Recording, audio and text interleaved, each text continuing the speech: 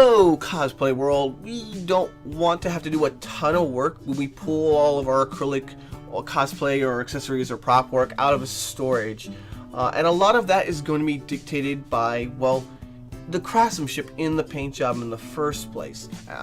The quality of the paint you use, along with the priming and the finishing, such as varnish or clear coat or whatever protecting agent you're using on the paint job itself, because that's going to tell you what the paint is susceptible to and what it's protected from, especially if you're in, say, a very muggy climate where water can slowly sort of seep into the paint job and get bubbles or damage whatever is underneath of it.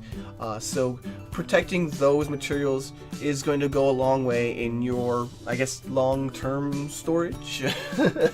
Otherwise, I definitely keep this in a place where it's not going to get scratched up or generally moved around a ton, and any sort of closet will do. I definitely don't keep it in a place like a garage where it's going to get dusty very quickly, because I don't want to have to clean up my acrylic work, especially with more complex pieces where the paint job has little details that are difficult to pick out.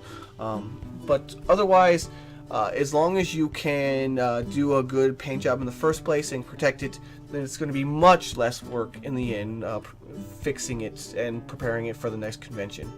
I do anticipate some work being done on paint jobs to maintain it over time, but we're going to keep that to a minimum. Hope this helps you. Good times to all. You look to me like someone who likes cosplay. Well, guess what I got? Lots of it. Check me out.